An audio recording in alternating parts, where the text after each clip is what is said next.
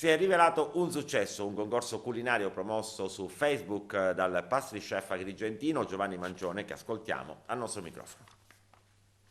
Abbiamo fatto un concorso di gastronomia in cui abbiamo avuto più di 25 partecipanti. Bastava solo mettere una foto con un piatto con la ricetta e chi prendeva più mi piace vinceva questo bellissimo di Pasqua di San Calogero anche perché è una bellissima novità.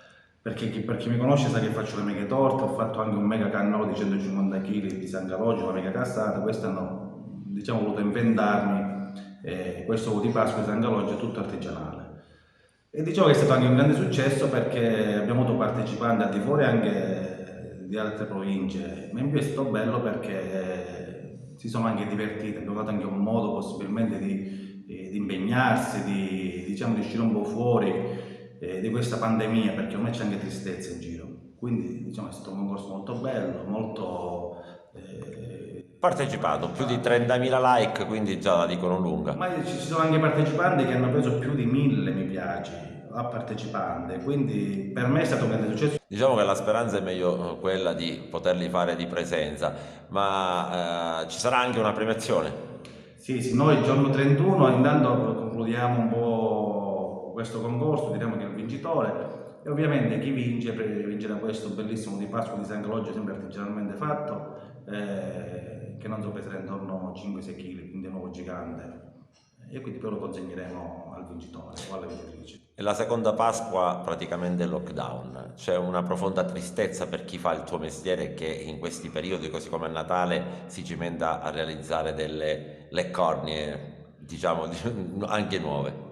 Allora, diciamo che rispetto a qualche anno fa si vede anche perché la gente, sinceramente parlando, non ha neanche più soldi in tasca, perché magari l'anno scorso, diciamo, quando ci fu lo stesso periodo, qualcuno aveva anche delle riserve e quindi perché si ricorda tutti su Facebook a casa a fare anche diciamo, delle delizie, chi faceva il pane, la pizza, il primo io con mio figlio, ci divertivamo a fare queste cose di qua.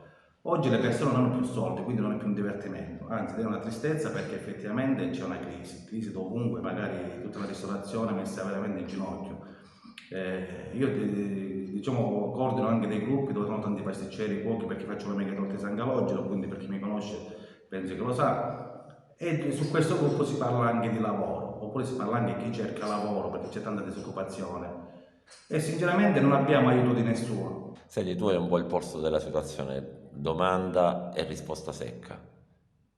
Post pandemia, quando tutto finirà, molte saracinesche rimarranno chiuse ad Agrigento e provincia. Allora, se devo essere sincero, abito io al centro di Agrigento e vedo molti saracineschi che magari con la scusa del Covid sono chiusi, però secondo me sono saracineschi che rimarranno chiusi perché la gente, ripeto sempre, non ha più soldi, non ha più come pagare gli affitti perché ovviamente ognuno che affitta un magazzino l'affitto lo vuole pagato. Quindi dico, e sono convinto anche che nel reparto di gastronomia, ristorazione e cose, molti non ce la fanno. Quindi dico, sperando che la cosa si riprende e manderanno dei fondi per aiutare queste persone e possibilmente a rialzarsi, però dico, molti chiuderanno.